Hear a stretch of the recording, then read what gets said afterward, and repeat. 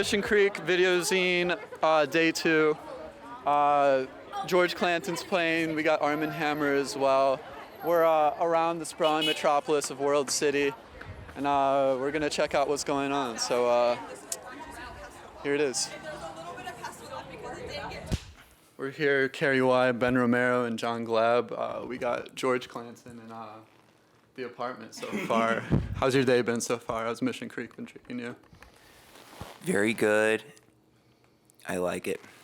That's pretty good. I mean, good is good. You can't argue with that. Yeah. You know, I don't have too much to say other than, about Mission. I don't know too much about it just yet, but the setup's been good. I just finished setting up. Yeah. People are probably watching this, later, presuming that they're watching it, and it's after right now. So this is what's happening right now is that I just set up. Yeah, this is in the past. You're watching from the future.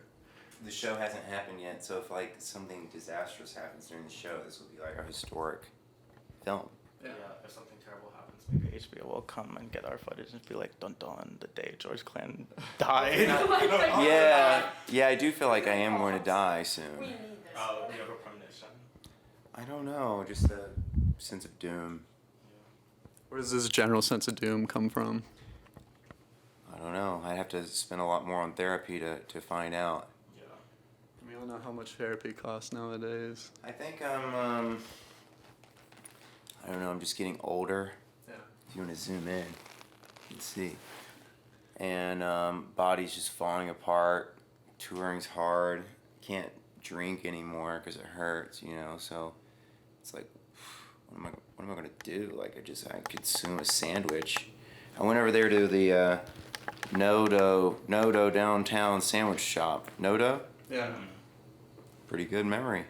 I mean, Nodo's one of my favorites personally. Yeah, they do have good sandwiches. I went in there, I got some sandwiches over there, and they were playing some really bad rap music. I think it's like an Eminem song where he's like screaming at a baby or something. I know exactly who was working. And I was like, man, I just want to eat a sandwich without hearing. I don't want to hear a baby or a man threatening a baby. Yeah. I guess, first of all, I want to take it back to the beginning. What was your childhood like? What do you got to be nostalgic for? Well,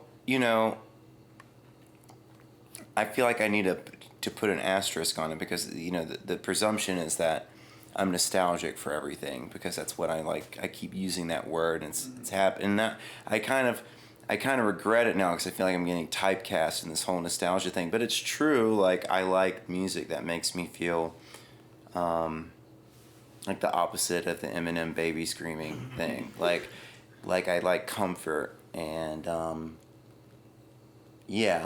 visual, comforting visual stuff. And, music can be visual is what I mean. And I guess a simpler time, nothing especially. I think I had a good childhood. It wasn't bad. Yeah. Nothing bad happened. Pretty privileged. I'm from a really, when rich people say that they were kind of privileged, what they mean is they were rich or whatever. But what I mean is I didn't, nobody beat me. My parents got along. I have a brother. I had animals. I had food. So nothing to be upset about. So pretty good childhood. A lot of people have pretty fucked up childhoods. Yeah. Maybe you. Personally, mine's been all right. What about you, Ben? So. Yeah, but then you get old. So if you have a pretty good protected, normal, if you're lucky enough to have a pretty protected and normal childhood, then all of your traumas come after that. Yeah. And then you're just remember when it was all about just eating, baked potatoes and stuff? That was awesome. Yeah. It's after the rose-colored shades get shattered, that's when the trauma lies on. Instead, now you have to go through the pain rather than heal from original pain. Right. Instead of original pain, it's more new pain. Yeah. Yeah. No matter what, you have to deal with it. Life is suffering. Yeah. Pretty much. That's what Buddha said. It's one of the truths of the world. Mm-hmm. Are you a student of the Buddha? No, not really. I guess I'm a poser. just been eating at No Dough a lot. Yeah. Pick up on the vibe. Just hear what people be talking about. Yeah. I guess another question I had for you, and somewhat similar to like you kind of being identified as like a vaporwave artist when really the music you make now is more so maybe inspired by it and not like explicitly it. But where do you kind of like see the vaporwave's future going, like especially with more people incorporating like IRL stuff, like shows that you're about to play, records, and like festivals like Electronicon? Right. Well, you asked. I feel like, I don't really know. Mm-hmm. And I'm afraid that, there's less and less interesting things going on in that space. It's kind of from my perspective, and I live in a world that's centered around me. So from my perspective, I feel like it's become a lot less interesting. Yeah. Maybe it's a lull, and without me distracting everyone with my events and stuff, I thought that was a good thing. But it seemed to just consistently every year since the very beginning just garner a bunch of criticism. Yeah. And I think that because that scene is so online, and it seems like the longer that, and maybe I'm just an old man screaming out of a cloud, but like I don't see anything like innocent online anymore. It's just kind of like, it's not like people like if you wanted to make a stupid meme or something, well, it has layers of like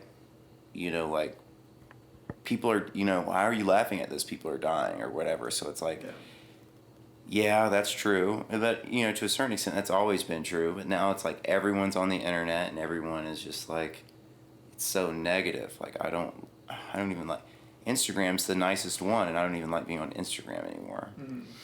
Mm-hmm. Maybe I've just been following too many meme pages, and that's the problem. But like, everyone knows Twitter sucks. I mean, nobody says Twitter's good. You think Twitter's good? No. Yeah. Also, it's X now. Yeah. Shut up. Everyone says Twitter. So like, Twitter is just so negative, and it's just like, ugh. So there's something about there being a scene where there's like no human interaction, where you can just sort of like,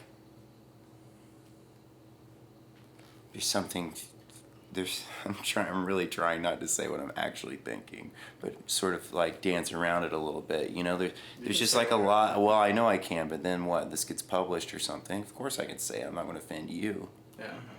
But I don't want to seem like a big hater. It's just like, I don't know. I've really lost my interest in the vaporwave scene. Mm-hmm.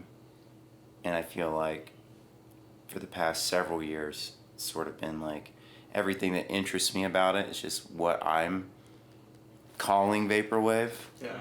And other people are saying, that's not vaporwave, this is ruining our scene.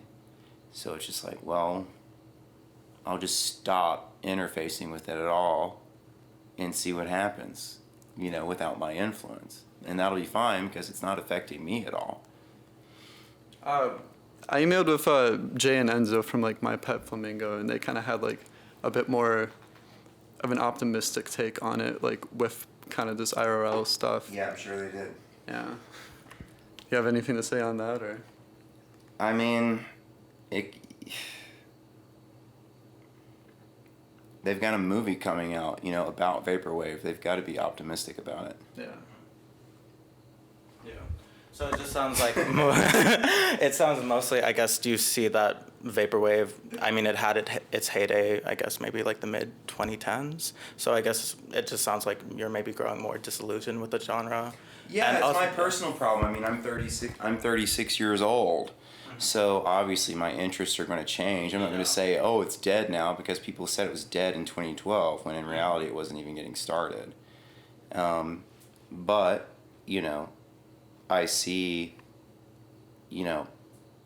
when I'm making Electronicon, for example, it's like, there's not enough vaporwave on this. Like, there's too many artists that aren't vaporwave, and like, why are you intermingling these artists with those artists? It's like, well, so that people will come, and then people can see, my friends' music, who I think doesn't get enough attention or whatever, you know. But then, you know, these people, they just complain about it the whole time. But then if you have, you know, a vaporwave event, it's like, okay, we'll make your own vaporwave event. And that happens, and then they're not very exciting, and there's not very many people there. So, you know, it takes a little bit of a curatorial expertise. But honestly, like, I don't really, like, make any money from it, and it's just a headache. And I did it because, like, my friends, you know, I had a lot of friends who are prominent vaporwave musicians, and they've all kind of grown disillusioned with it over the years. I mean, there's artists that only play electronicon. They don't do anything actively in the music except, like, come back to, like, play electronicon. And, you know, I was doing it a lot for those artists, but it's like they're clearly, like, not really that interested in, you know, their music careers. And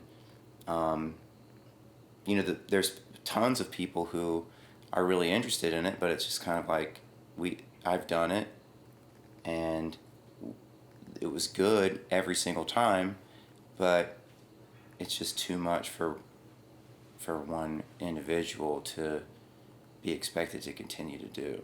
When it's, you know, it's not fun for me because I have to, like, deal with all of the getting ready for it or whatever. Like, I'm sure that the people who are organizing this Mission Creek Festival are having a lot less fun than I am just coming in, everything being ready. I perform, you know, I get paid, I eat a delicious slider, you know, and move on with my life and don't have to deal with any of the hubbub. Yeah. So that's not to say that, you know, there's not a lot. I mean, a lot of the most interesting things that, you know, people like in that are vaporwavy or whatever, like, those artists don't want to call themselves vaporwave, and it's always been that way. Like, from way back, people say, oh, this isn't vaporwave. Like, the best ones would be like, this isn't vaporwave. It's like a strategy to sort of go mainstream. Yeah. And then that never works. But I just I always said, oh, I am vaporwave, even when it, like, wasn't, just kind of like, it's because it's the antithesis of that. And to breathe new life into it, it's just irritating watching, you know, kids say, oh, this scene is dead, just because they wanted to kill it. You know, so this scene is dead when in reality it's not. And so I don't want to be the guy saying, oh, this scene is dead, and I'm not going to go out and be, like, aggressively anti it, but at the same time, like, it doesn't make me light up with joy when I'm asked about it, because it's just a lot of baggage and not much positive energy coming out of it. And I think, you know, the people who would see this, and they would think differently about it, and they would say, that's not true, what about this, what about that, like, George, you're turning your back on all this or whatever. It's just like, well, I don't have time to keep up with every little positive thing. But overarching, if you, like, look into what the vaporwave scene is like on the internet, it's, like, negative and kind of shitty.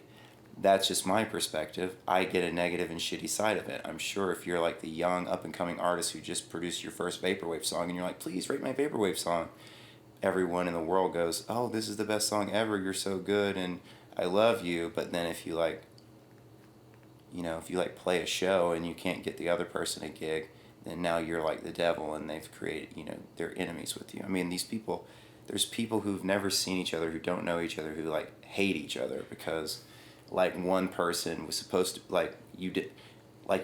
one person who has no following whatsoever didn't respond to someone else who has no following whatsoever, no bearing on anything whatsoever, didn't respond to their request to collab.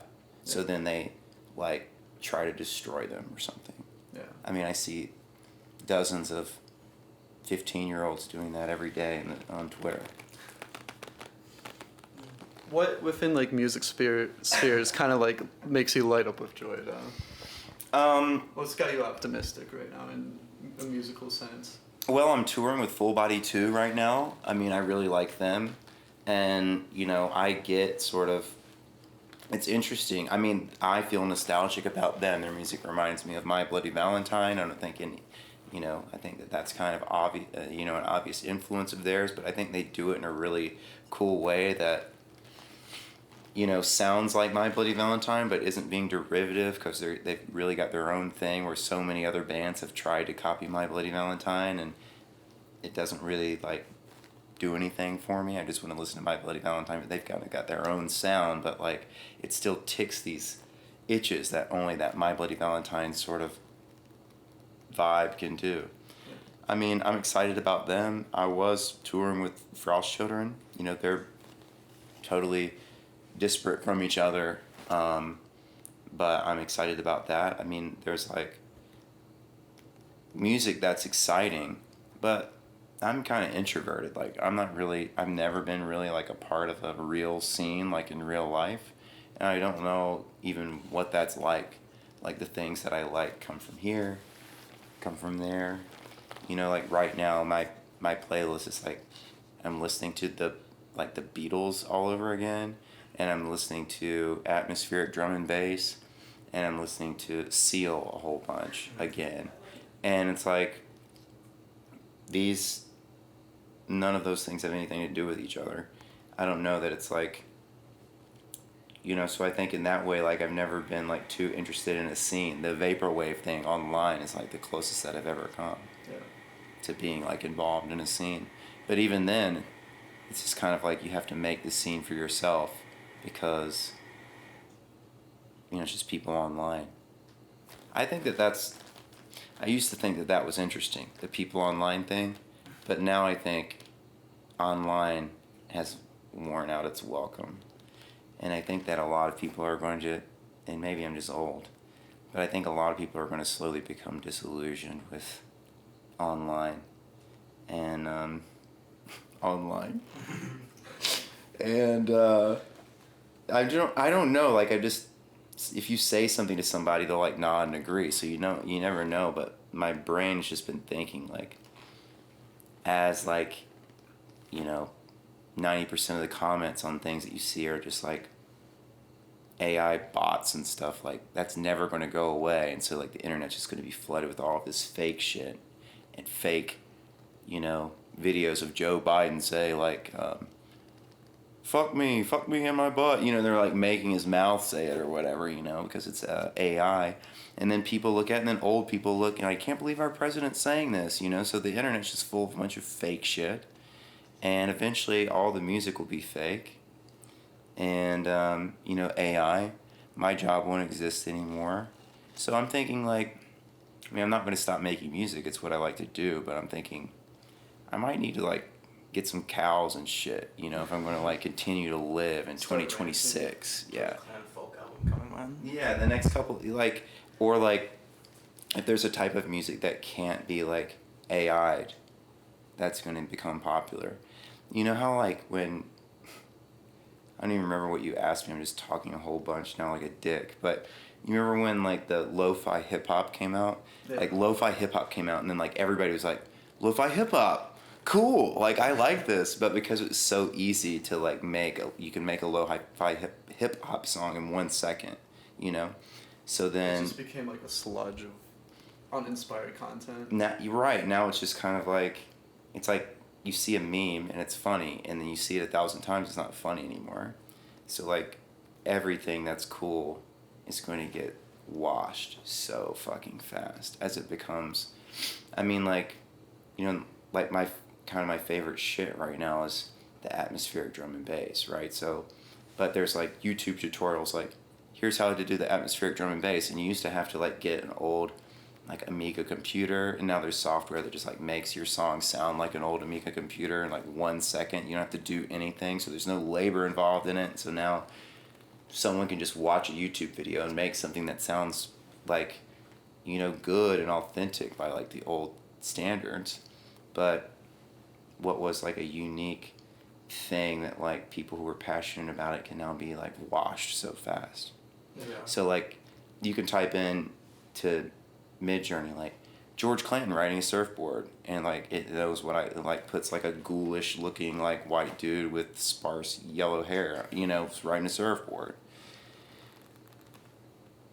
You know, in a month or two, you'll be able to type in, like, give me a George Clanton type beat. And then It's going to generate it for you. So I'm going to be doing that, you know. I'll just be like, well, give me a George Clanton type beat. Like, I don't know. I don't want to try to figure it out. And I'll just keep clicking refresh until it sounds good. What's the difference? Yeah. But then that's all that I know how to do. Yeah. I don't want to make a folk album, for example. You know what I mean? So is that why you sort of feel like, I guess, this sense of doom is like a cultural collapse, especially with AI? I don't know. I've never really said any of this shit. Like, it's just because I'm like, you've asked me a question, it's made my brain start thinking about. So this is the first time I'm ever saying or thinking most of this shit. We're getting out I'm of the too labyrinth. busy touring to use my mind to think about subjects. But now that I'm just sitting here, I'm thinking about all this shit, and I'm starting to freak out. Yeah. It's like, especially from like, say the early 2010s when all these like corporates kind of, initially like the corporate fans of the internet becoming like globalized, that was like a very utopian view. And then now it's like pretty quickly become a dystopian view. Yeah. And it's like getting lost in that. Yeah, I mean, I don't know. Like back, it's not like I got the internet for the first time in 1997. It was really different. I'm very old, and it was really different. And it was so fascinating. And now I guess it is fascinating because it has the entire planet's, like, everything is on there. But it also has everything that's, like, I guess back in the day it was kind of hard to put something on the internet. So, like, you would only put some, like, important shit on there. Yeah. Now it's like somebody's like, my pussy's dirty or whatever. That's like a post, you know? So, I don't know. I mean, obviously, there's something funny about my pussy's dirty, but like, it might be much cooler if it was just like, I don't know, like, it can never be what it was ever again. Mm-hmm. So, maybe I have like nostalgia for like a shittier, like, limited internet. I don't really have a problem with commercial aspects. It's more not the commercial aspects. It's like just the people, and like people being shitty. Like people are so like I could just go. We can go through the internet. Maybe some people just don't see it. You know what I mean? But it's just kind of like I see it. People are kind of. I think I'm disillusioned because I've reached this point where I think I'm a person, right? Like, I think I'm a regular person. But I feel like I'm treated and I'm thought of as, like, this entity that people own. And it's like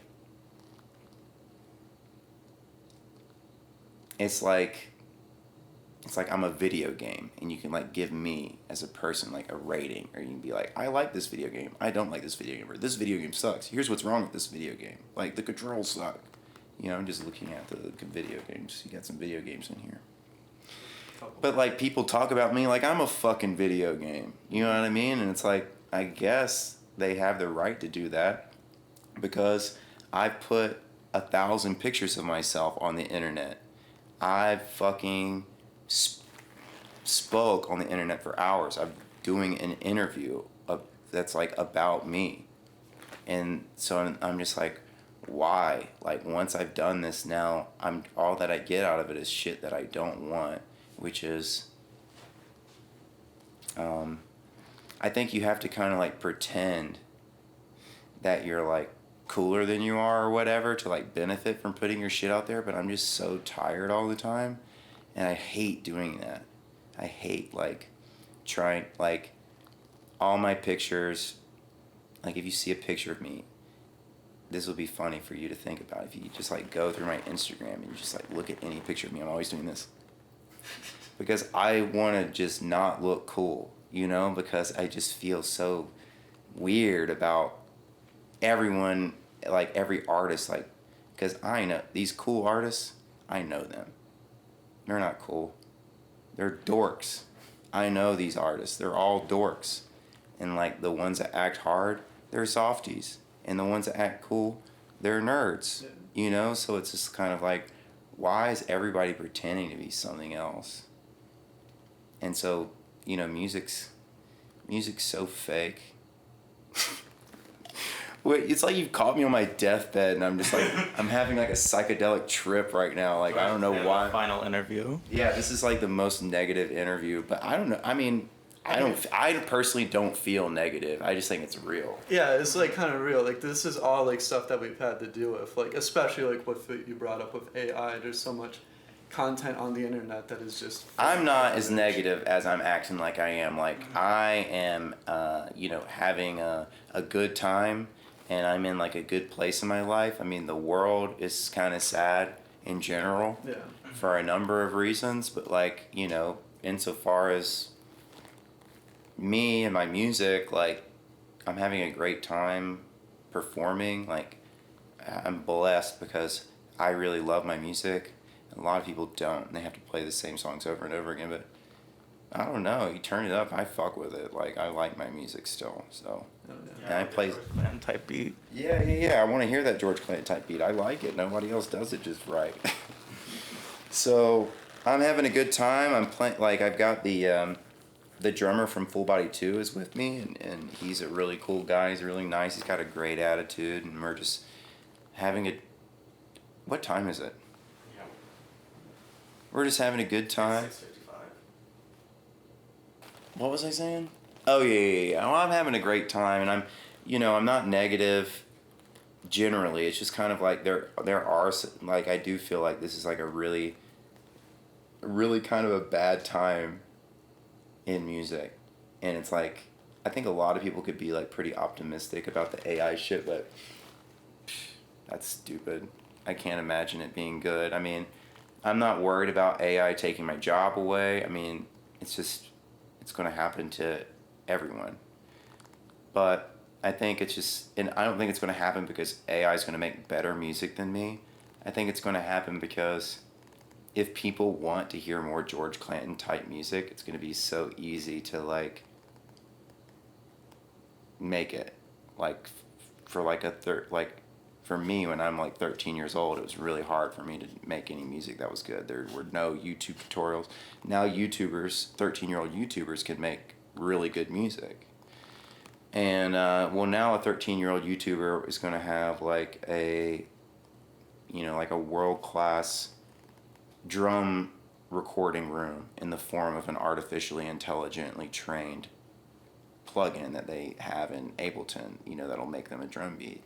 And it'll be like, now I want a really cool synthesizer sound. It'll generate them one and it'll be like, no, I don't like that. How about this synthesizer sound specifically that is like my signature thing? Now people have my signature sound and they can use it over, if they want to hear it more. Like basically now if you want more George Clanton music, you have to wait for me to put some out and then I can sell it and I can go on tour, and that's my job. That's the only job that I have. But in the future, somebody could do it way better than me. The only thing that I have is like my secrets, my tricks to making music have a unique, one-of-a-kind vibe. But now if somebody wants it, like when people make fake George Clanton music, it doesn't sound good. But now it will. It'll be so easy to make fake George Clanton music. It'll sound better than my shit. Because I don't know what I'm doing. But if somebody knows what they're doing and they can steal my tips and tricks, it's over. But I'm already using AI. I mean, Yeah. I'm not like, I used AI to make my tour itinerary to tell me how many hours I have to drive every day. I typed it into ChatGPT and it made me a spreadsheet. Like, I think it's cool I think it's cool. It just is what it is. We can't stop it. Nobody asked me about AI, but. Yeah. But I mean, I feel like even if you don't think your music is like sort of like at the level of AI, I think maybe its imperfections sort of are its strength, because it allows for like, I guess when I listen to your music or when I think about the times that I've listened to your music, it just always feel like it's like a journey somewhere for me, and like I guess just traveling along memories, that sort of thing. And so it just I don't know, I think your music always just like has a feeling of constant feeling of discovery, and I think that's what makes your music special. Well, yeah, I guess then I'm just thinking like it might just be possible to, imperfections, sure. I don't think that the future of music is saying AI, make this song, and then a robot puts it out. I think the future of music is people saying, now I need like, make this like an orchestra. Like Michael Jackson, right? Michael Jackson didn't, have you heard of him? Yeah. Michael Jackson like would just, he couldn't like really play instruments too good, but he would go into the studio and he would tell his studio team, he'd be like, I want to go, he would mouth fart it out. And then they would figure it out for him, and then they would make him this awesome shit. But he like wrote the song, but he would just like explain it to him. I think that that's what AI is. You're going to be like, I want like a beat like this, now I want a bass line like this, and then it's just going to like, you're going to put it together because the AI was never, I will say never, maybe in like 3 years, but like next year, you're going to be able to do like each individual part like with AI. I mean, right now, there's a plugin called SynPlant, and you can play it any sound from any song, and it'll reverse engineer how that sound was made with its own synthesis engine, even if it's a bird or something that wasn't made with a synthesizer. It'll reverse engineer the sound and get like 90% of the way there, and then you can play it however you like, and you don't have to sample. You don't have to like get sued for sampling or pay for sampling. You can steal a sound that someone came up with by you don't even have to know how to recreate it. This robot figures it out for you. And that's just like one thing that's out right now. The difference between what these like ChatGPT could do last year and this year is incredible. And I'm fascinated by it. I'm not a doomer. But it's just I'm fascinated by it, but it's not like fun. Yeah. It's not inspiring or something that elicits a feeling of optimism or like excitement. I think it is fascinating. I mean, I love computers and technology. I don't think that I'm not saying that it should stop, but like, I think the most optimistic outlook, and it's frightening, I think the most optimistic outlook is that people are going to become disillusioned with their computers, and maybe they'll like getting in a boat more. They'll like go into a boat and like touch water and shit. Sitting on a lake with a bunch of like Yeah. pines around. I haven't done, I almost never do anything like that. I'm always glued to the computer, like working. And so my outlook for, like everyone else's, my outlook for the future is based on my own experience. Like, I'm disillusioned with computers. I've been using them too much. I'm burned out. It seems kind of like a boring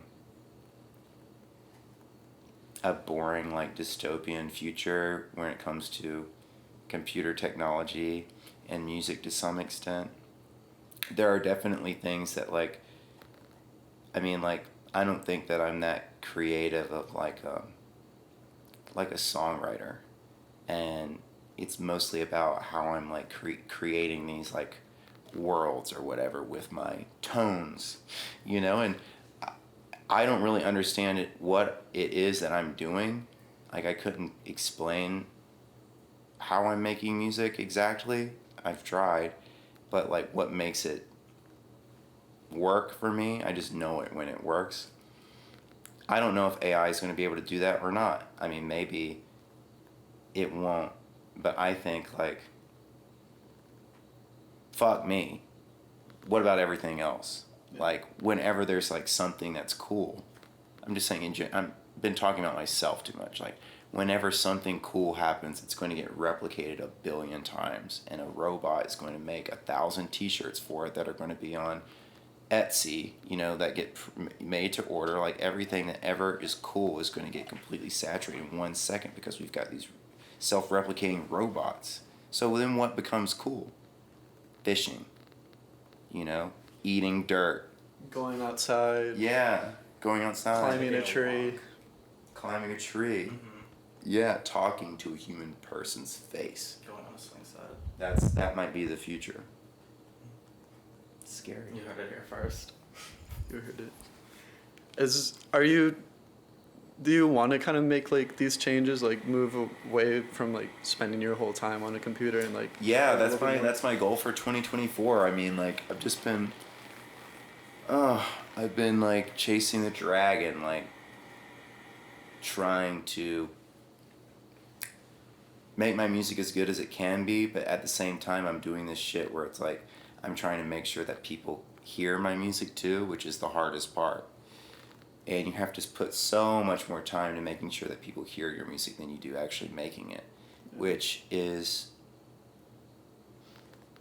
I hate that about it, but it's something that I had to do, and I think it's paid off. I mean, I think that I have a pretty niche sound, and I fought tooth and nail, and now I've got like a little bit of a following of people who know who I am and will come to my show, even though I've never been to Iowa City. You know, they'll like, I don't know if they're going to come out tonight, but they might.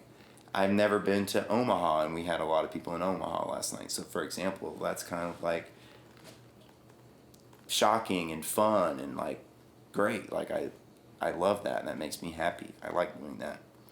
But I think I'm lucky enough to say, well, maybe now if I just quit doing all of that shit, like if I quit making Instagram posts because I'm afraid that people are going to forget that I exist, you know? If I just like dial that back and if I give my mind a second to breathe, and I give myself a second to get bored for the first time in 5 years, like I'm never bored anymore. I always have something to do.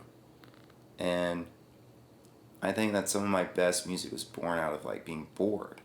Like not, you know, you're just bored and you want to entertain yourself, and like the best way to do it is to make a George Clanton type beat. And I would love to get bored again and to experience some real life shit instead of like living behind the computer, tweaking my EQs and my synthesizers all day long, not really actually making any changes because I'm a fucking lunatic. So I'm going to try to really improve my life this year. Yeah. I definitely feel that too. Like basically since high school, I've just constantly been busy doing something or another, all in this like sense of progress and like getting people to appreciate something, and kind of like thinking about that, like some of the, I don't know, most joyous times are when I'm like, all right, fuck it, I'm just going to ride my bicycle and like look at the hills and such during sunset. Like those are kind of these real human moments that like feel more fulfilling than actually like trying to strive towards something. Yes, and you know, your mind. I'm trying to get into meditation, which is sometimes it's just like a walk or a bike ride, you know, in certain contexts, but like I'm trying to get into some real hardcore meditation. I've been practicing, and those are the only moments that you have to like I know that when I try to go on a walk every day. I don't always do it, but I'll go on a walk with my wife for like an hour around the neighborhood. And when I'm going on a walk, I can't shut the fuck up because my mind is going, I'm like thinking about all this stuff that I'm never thinking about. Mm-hmm. And I've got all these ideas and thoughts or whatever, and I'm just talking your ear off. Kind of like right now, what I'm doing to you, because I'm always doing my tour shit, and now here I am, I can't do anything, I can't tweak my little tour things anymore. I'm here in your apartment talking to you. So now my mind is thinking all these horrible thoughts about the dystopian future that we're about to enter in. I'm trying to like going back and forth whether I think it's terrible or okay. In real time, right in front of your face. Does it feel cleansing right now at least? Do you think like it's a positive that you're getting all these thoughts out in the open? Oh, I don't know. I don't think it has a net value at all. I'm really sort of nervous about the whole idea of, you know, you're interviewing me. Yeah. And I have to wonder, it's like, why? I don't want to be rude and not do an interview, but I'm also like uncomfortable with like putting more of my thoughts out there because I'm always trying to say, musicians need to shut up. Like, they're so stupid. Why do they keep telling people what to do all the time? You know, like, and because they, you know, musicians are always spreading their ideas, then people are always asking them to, like people want me to, like, be their political mouthpiece, you know, and they're like, say something about this or that, you know, and it's like, I'm trying to say less. Like, I just want to, like, be bored, and I want to make a song. Like, I didn't ask for this. Like, let me have my, you know, my personal beliefs to myself. Like, I want some sort of, like, privacy. I want some separation between George Clanton, the human being, and George Clanton, the person who makes these songs. But it's too late. I've already opened Pandora's box, and there's no putting it back together again. Yeah. So I'm like, I am you know, it sounds pretentious to call yourself a public figure. I think that's what I'm complaining about. It's like, I shouldn't be a public figure, but I am. Like, there's all these micro celebrities, you know, like, I'm like, to a certain person, I'm like super fucking famous, you know? In reality, mathematically, I'm not famous at all. But, like, to a certain person, like, I'm a famous person, and they could talk about me like I'm a hero, or they could talk about me like I'm Jeff Bezos, you know, trying to, how dare he sell his music, you know, or anywhere in between. Like, people could say he looks like he needs some sleep, like he looks ugly, or speculating on, you know, what type of drugs I'm on, or like what I'm going to do as my hair continues to fall out. Like, is he going to shave his head, or is he going to, you know, is he going to get jacked or whatever? I have to read about this in my comments page, and it's like, damn, I wish I could just go fishing. But then, in the modern era, I don't know if you can be an artist and just go fishing and make music. People are going to speculate. People are going to bug the shit out of you no matter what, you know, and be negative. You're not bugging me. What I mean, do you understand? Am I being clear at all? I understand what you mean. In a sense, this kind of situation is a little bit fake. Yeah. Well, like, you and me talking, it's just another element. It's just another thing of me putting myself out there to be ripped apart or analyzed or evaluated. Some people are going to think that what I'm saying is cool or interesting. I think because it's taking a negative turn of my criticism for the future in the internet, and whoever's watching this is watching it on the internet, so they kind of fuck with the internet. They probably don't fuck with fishing. Now, I don't fuck with fishing either, but why do people keep doing it? Like, it must be cool. There must be something cool about it, right? I don't know. I want to check it out. Yeah. Do you have a favorite fish? I mean, I've been eating them for a while now. So, like, I like to eat them. And I think my favorite is just the boring old salmon. I think there's probably kind of a lot of them. There's less than there used to be, but I don't think they're endangered.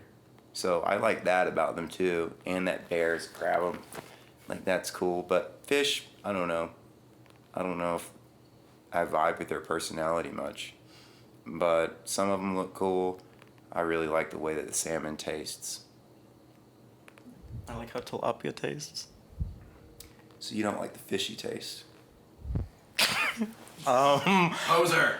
Oh no. Yeah, I think, I don't know. Tilapia is very a mild meat. I mean, yeah, but at the same time, I feel like my only exposure to fish has been like red lobster. I'm from Arkansas, the natural state, so I feel like, yeah, maybe I should eat some more better fish. I hear the water's really fucked up here, so I don't know. I mean, yeah, the tap water. No offense, no offense, John. Your tap water's mid. Live in the tap water. Yeah. I feel like when we were talking about moments that were like genuine, I thought of this one time. I was in Washington and I was on the swing set. I was just like swinging and I was listening to Buffalo Stance by Nene Cherry. I always forget how to say it. I don't know. It was just kind of magical. Have you had any like magical music moments? You're like, damn, music is really good. Yes. Something's kind of fresh in my mind because I was talking about this band on the way here, where I'm going negative already. Like, I think, I mean, I don't know why I think I'm immune to it, and that I think that I'm real and like so many other people are fake. Like, but maybe I'm fake too, and I just can't tell. Like, and I'm not any different than anything else. But like, a lot of the music, like people who make music like that are in my sphere or whatever, like I don't know what that would be, but like maybe something that like comes on after my song on Spotify autoplay or like on a radio or something. I feel like the way that people make music today, and not to get too much into it, is kind of disingenuous, kind of like, and I think it's disingenuous, but I don't know if it's fair to say that, but from the perspective of the way that I make music, there's a lot of people who are making music and it doesn't feel authentic to me. It's like, let's make a song about this. And maybe I'm just jealous that somebody can just go, let's make a song about this. Like I heard a song today and it was about the girl on the escalator or something. And I'm listening to it and I'm like, why do they make this? Like, I don't like, this is dumb. And what do I care? Why can't there a song be about someone who's going up an escalator and you didn't see them or whatever? I think maybe it just wasn't done very well to my liking. And what are my songs about? Hardly anything. My songs have like 8 or 9 words in them, so who am I to say? But I do feel like when I see people perform live a lot, it's like they're going through the motions. They're not having a good time. It's not real, you know. Maybe they had a song blow up on TikTok and now they're getting pushed out to perform. A lot of new bands, this has happened, like during the pandemic.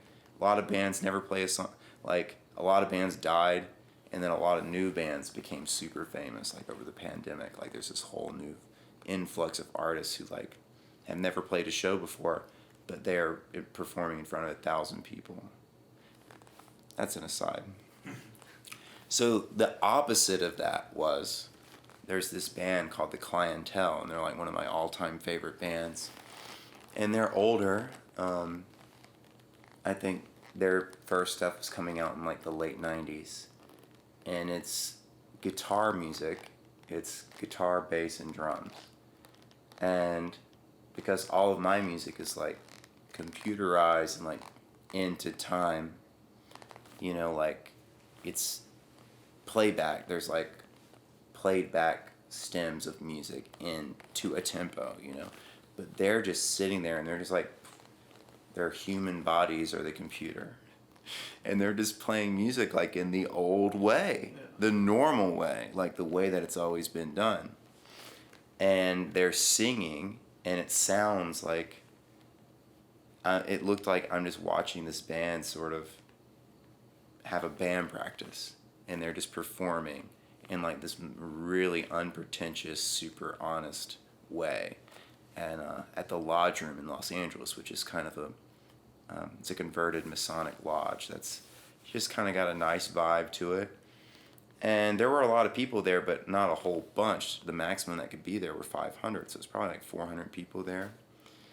And it, like, I'm not a big crier, but it made me cry watching them, how good it was. And I think maybe that was kind of the beginning. It's funny, this was a while ago. This was like 6 months ago. So I think that moment was kind of the beginning of me thinking differently about the world and the music scene and how I fit into it all. Doing the most recent Electronicon was pretty traumatic too, but like I want to engage in music in an increasingly more genuine and more of a human way as time goes on, and maybe a more of a fun way. Like try to get in touch with what I felt like I was observing, which was like 3 friends just sort of jamming. And so often it's so much more complicated than that. And I think that complication gets in the way of of good art. And maybe that will be my defense against the AI, you know, is people will maybe gravitate towards real stuff. And that's not my strength anymore. Like, I used to be in a band when I was in high school, and I loved it. Oh, I loved it so much. But that's not my strength anymore, and it'll be if I need to like make that transition, it'll be difficult, but at least it'll be really fun. Yeah. And I think it's going to happen no matter what, just because that seems to be the trajectory of my artistic gravity right now in 2024. It's kind of like you want to return to just, say in a sense, like people just playing for their friends in like musty, cramped basements. Well, I don't know if I need to be in a basement, but it'd be nice to get off the computer. Yeah. In a teenager's apartment right now. Yeah.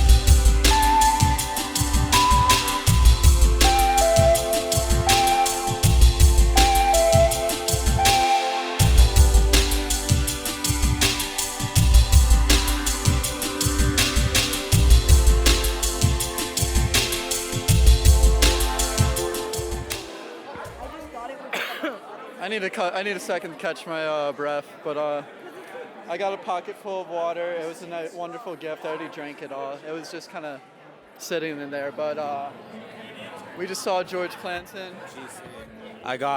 He threw water on me and I got a sweaty hug. I don't know how to feel. That was crazy. I don't know how to feel anymore in general.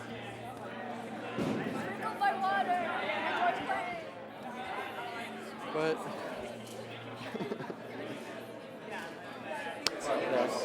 so, what do you think of George Clanton? George Clanton had a Sonic the Hedgehog visual for like 3 seconds, so it was really good. Yeah. Any of the other visuals? There's a whole light screen back there, basically. Like Gundams and a lot of PlayStation. Yeah. That's a good thing. I saw like those kind of horizontal lights. You could see like the mist going through them like water. That was pretty dope. I don't know what they're called, but it looks like water. I don't know. They use them at like horror parks to like make it murky. It was a nice show. Of, It was a good show. dynamics. Yes. Very good lights. I don't know. Yeah. Mission Creek Video Zine.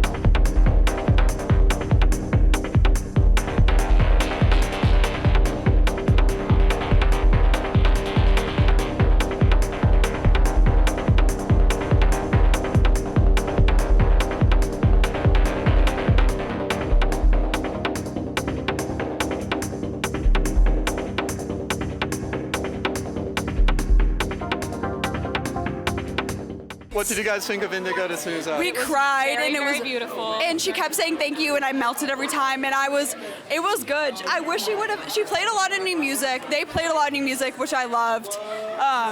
It got me excited because I feel like they haven't came out with new music in a while. That's actually a lie. A new album came out last year. That's been a while, of course. Oh my god, am I ruining a John Glab interview? Fuck. You know how it goes. I have one statement to make. Lily, make a statement. Kill Me was played, tears were shed, and that is the moral And of major this head story. bobbing happened, and I was jumping. Lots of head banging, lots of barricade holding. We made it front row. Yeah. A lot of kisses were blown because I love them, and the bass guitarist had a construction. He had bass face and bass stance. And like then he it's took the nobody's construction business. jacket off, and then he took his flannel off, and it was an Iowa tank top, and it was like represent. They knew what was going We on. were feeling the love tonight. Is the We moral were of feeling this a lot of story. love for all and for everyone, especially right now. What made the Indigo De Souza show so visceral for you? Oh. I think just the relation of their songs to my life. Like, I can really connect, and that's what makes it so. It was just a really good experience to see.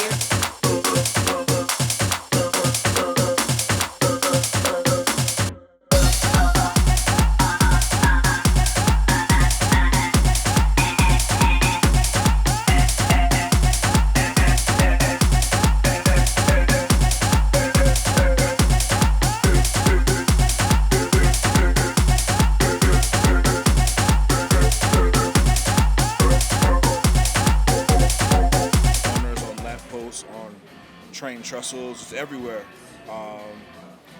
We had both been singing. Woods was like, yo, we should name our album at a certain point, you know? And I was first like, I was like, yeah. do you know what it is? What is the, because you see things and you're like, how does it work? Who's making money? How does it work? Why does this exist? And so I asked them that, because I just was seeing them and I was like, I don't know. Some of the signs you see are obvious. It's like, we'll buy homes for cash. We'll take your broken car away from your house. And We'll buy your gold. this was one I didn't really understand why and how. And so that's how it came up. And then I was like, once we looked into it, I thought, oh, we saw our album now. How do you feel about the growth of Backwoods and kind of your entire artistic collective? Because, you know, starting from Camouflage back in the early 2000s all the way to now where it's, you know, a full-fledged label, and everybody that's going on, like with Blockhead's new record, all the collaborations that were happening there, how do you feel about that kind of field of collaborators that you've built over the past bunch of years? It feels great, you know, obviously, it's a business that I feel I wanted to do well, obviously. And it's also an artistic collective in different ways. And then also, lots of these people have personal relationships, whether they're people who are close friends or just colleagues in music or whatever. There are personal relationships there.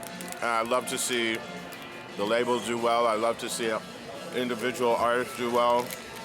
And yeah, just happy to contribute in whatever way. But obviously, I'm proud of whatever we managed to do and any light that we can shine on people that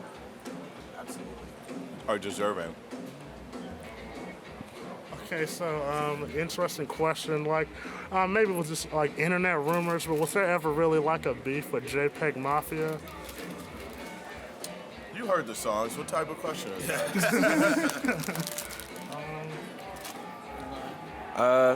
I wanted to ask, what kind of makes We Buy Diabetic Test Strips stand out to you in terms of your discography? Because obviously you've been making music for a minute now. What sort of sticks out the most about that record from your perspective as the artist? What differentiates it? I think the way that it was put together, the way the songs are made, the production, there's longer tracks, more collaborators, the whole incorporating different producers collaborating together. We've done that before, but then bringing in musicians and someone like Shabaka adds a different level. And then I think the way we made the songs, not all of them, of course, but we asked them for some differences. Sometimes there was more of a work on it, add something more, figure out ways to progress the production or the lyrics or the ideas further and building on things. Whereas I think a lot of times, otherwise, you might be like, work on a song, finish it. Be like, okay, this is good, you know, or it's not good, or whatever the case may be. Some of these songs were in a state of construction maybe for longer than sometimes otherwise. Yeah. Which one sticks out of all the tracks that took the longest, and why it took so long? Switchboard. I think Switchboard. Yeah. There's like an addition with the beat. There was trying to get Seb to go one way and him saying, no, I'm going to do it this way. Then he said yes, but he didn't actually do what... Right. Yeah, that one had its Spent own... a lot of time on that song. That one had... I mean, I would say also... I would also say something like... oh, man, I can't remember the... Don't Lose Your Job.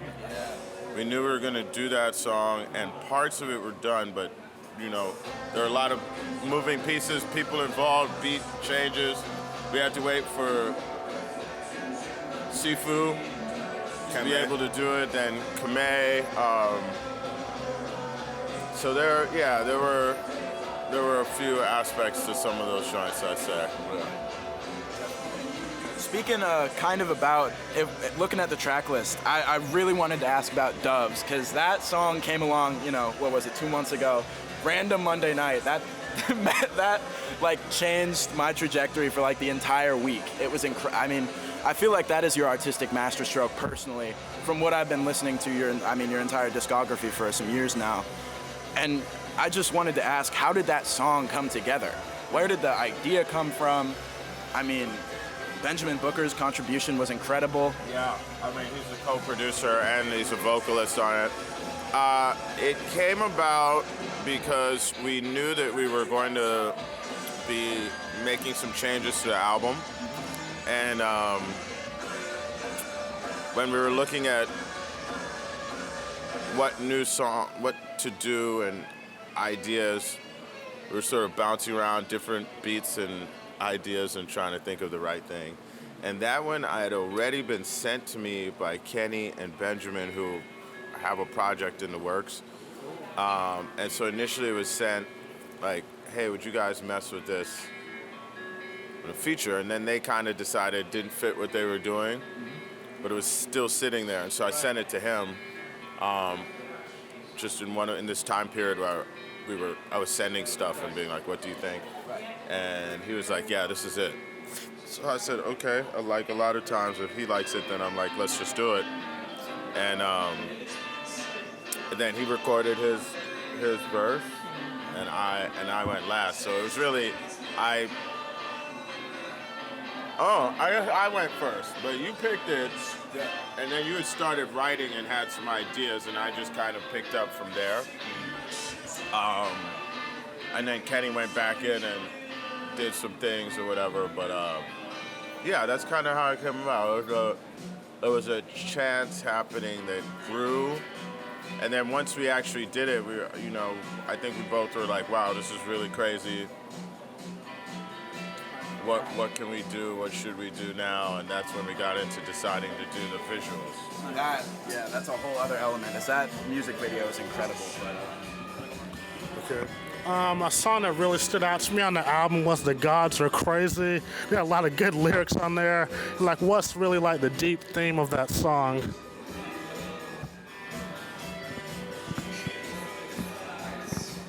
Yeah, The Gods Must Be Crazy.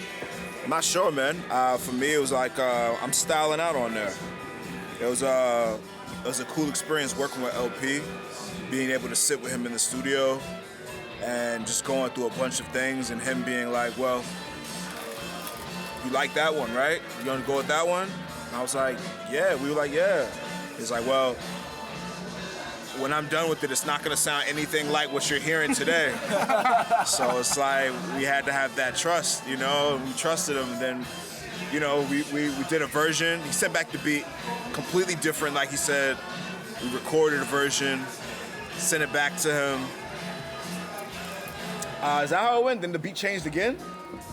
No, we picked a couple beats, and but we really liked the original beat that was on, and then he sent it to us, and we recorded, took our time, recorded, sent it back to him. Then when you could say that was one of the longest songs. That was a long one, yeah. Then he was on the road, and he was like, I'm gonna deal with it when I get back.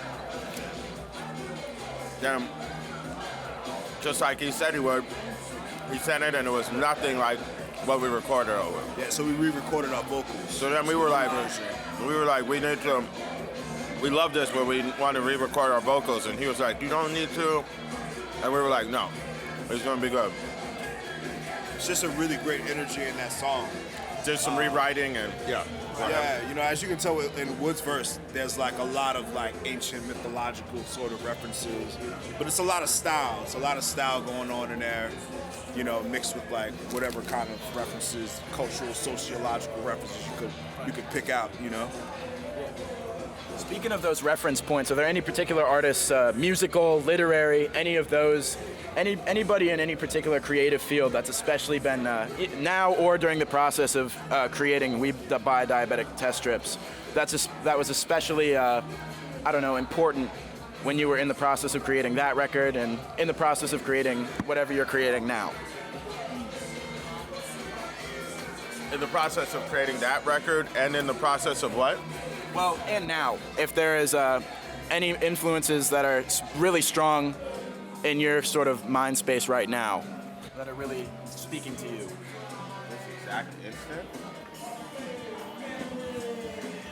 I mean, I think when I was working on I don't know, sometimes there's for myself personally, sometimes there's a clear like, oh, I was really into this thing when I was working on the record in terms of another artist. On Diabetic Test Strips, not so much for me personally. I can't think of any specific thing that was really pushing me. It was more just wanting to approach it differently because I'd just done a couple solo albums and I wanted to break out from what I was doing on those records. And lots of like what I was seeing, lots of New York City, and like my walking around and stuff like that. I don't feel like there was some other real artistic muse happening this particular time. Totally. So, I noticed like you guys took a very different direction in terms of production. It was very forward thinking compared to more different from the boom bap stuff you guys were doing. What like inspired that change, and do you guys plan to continue heading down that path? I'm not so sure it was a change. I think it was just a matter of like trying to make a record unlike a record that we've made in the past. And then being able to be in a position with Fat Possum with different sort of resources, and also just like a timing thing of just like people being in our orbit who's willing to fuck with us on a very serious level, and that level of network, it spans so far. So like all those things just kind of came together in making the record. I feel like it sucks kind of being pigeonholed as some sort of like boom bap traditionalist, like you can expect that from Armand Hammer. I don't think it's ever been like that on. Hold on. Whoever said we were boom bap traditionalists? No, but he said. Not mad at boom bap traditionalists, no, but nobody has ever described my music as that. That's wild. Didn't he phrase the question? I'm sorry. Did you hear the question? It's loud. I heard the question. I just think I missed the boom bap part, because I'm a little further away. He actually referenced boom bap specifically. You feel that way? Did you hear the question? How old are you, though? I'm 20. Okay. No, so I'm not mad. I'm curious as to, like, not trying to say you're wrong. I'm curious as to where, like, what is boom bap to you? So like when you Alchemist, a boom bap producer? I mean, Say yes if that's how you feel. I'm not hurt. Yeah. And like, I think when you did like History Will Absolve Us, that was kind of really, I think, down the alternative lane. More like the stuff you were doing with like More Mother and DJ Haram. I feel like you kind of returned to that a little bit on We Buy Diabetic test strips. Okay. But my question is Alchemist a boom bap producer? I would say, generally speaking, yes. I can see that. Yeah. Is DJ Haram? Okay, no. Okay. Is Blockhead? I would say he's kind of in between. He does some boom bap and just some stuff outside of the box. Okay. Oh, that's interesting. Those aren't necessarily the same assessments that I would make, but that's interesting. But yeah, it's always about keeping it like interesting sonically. And I was raised on boom bap. I love that forever. But I have like a lot of interest that I've had that's grown since I was 16 years old. You know what I mean? So just trying to keep it like what's turning me on at the time. You know, I'm making a solo record right now, and like I'm listening to some of these things here and right now, and I love the sound of the guitars.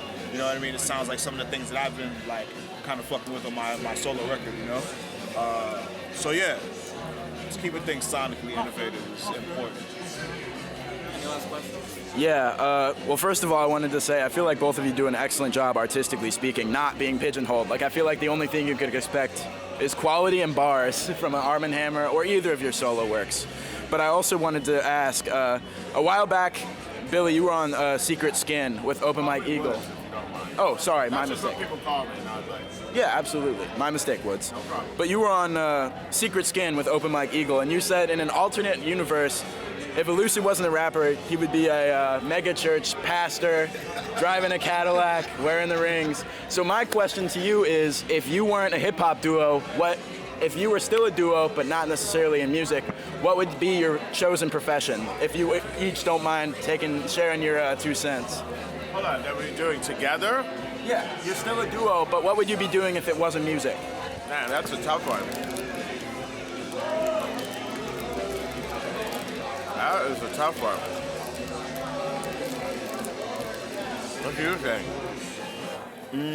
Because when I think of things, yeah, that's the thing. I don't know if we would be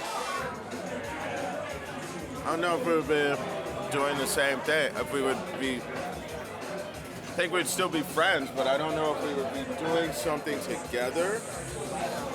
I definitely am not cut out to be a pastor or work in the church.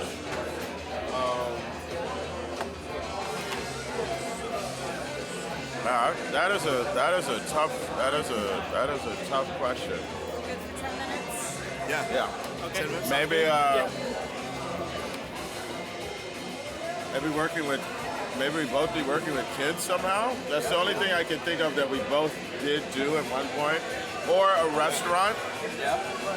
Makes sense. Well, I think without further ado, guys, you guys need to go. So we just want to appreciate from KRUI just talking with us. So yeah, thank you. Really Thank you guys. Yeah, really looking forward to the show as well. Really appreciate your time. Looking forward to the set. Thank you guys. Definitely.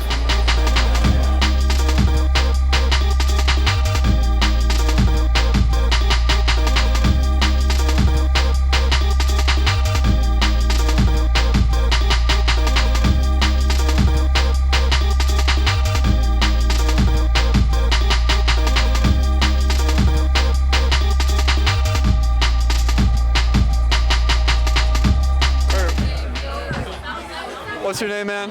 My name's Gabriel. So you just saw Armand Hammer. How was it? It was fantastic. It was one of the most visceral shows I've seen. It's like every single part of the music rattled my bones. What made it that way?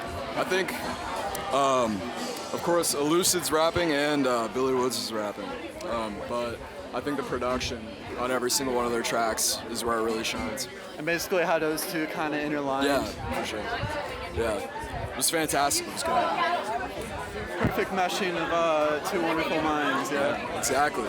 And I'm so glad that they came together, for sure. Oh, yeah. All right, Maurice, what do you think about Armand Hammer today? Man, it was an awesome show, man. They really came out here and gave their best. Yeah. It's one of the best live performances I've ever seen, man. They just bring a different energy to the stage. Confirmed best in the game right now? Oh, for sure, for sure. Who would rival them in your opinion? Probably like West Side Gun and people out of the Griselda crew. But in terms of the underground, they're the greatest right now. Yeah. Anything specific about the show that really caught your eye? Really caught your ears, I guess? Oh yeah, for sure. Like they have, especially like when they did Landlines, they just have some really like hard-hitting beats, and they just have a lot more energy live than they do when you're listening through headphones. Anything else that struck you?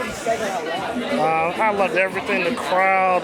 It was just a great energy, and you can't replicate it anywhere else. Gabe's is the only place in the world where you'll have that. Yeah. KRUI Video Zine, we just saw Armand Hammer. Check it.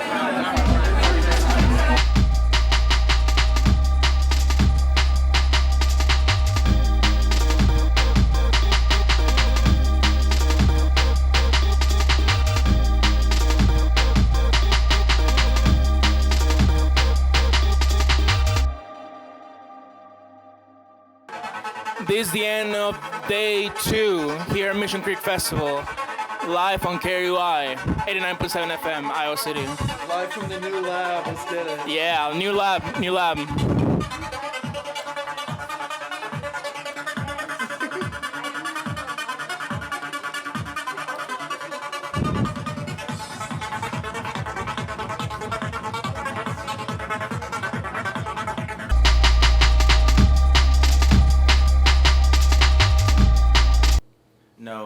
We, both of us, I think, where did we even go?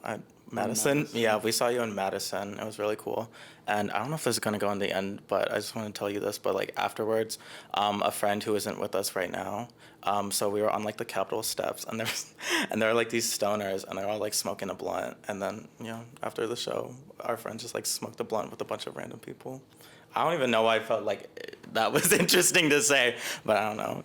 Maybe it's a good I feel like that spiritual moment of people strangers coming together through music. I know. Music brings people together. Mm-hmm. That's like you make people hit the blunt. I think that it does, or it can, and it should. And sometimes it doesn't, and that's what I've been upset about. Yeah. That's what I've been being a crybaby about for most of this interview. But I think, when music at its best brings people together. That's what we should be striving to do. Yeah.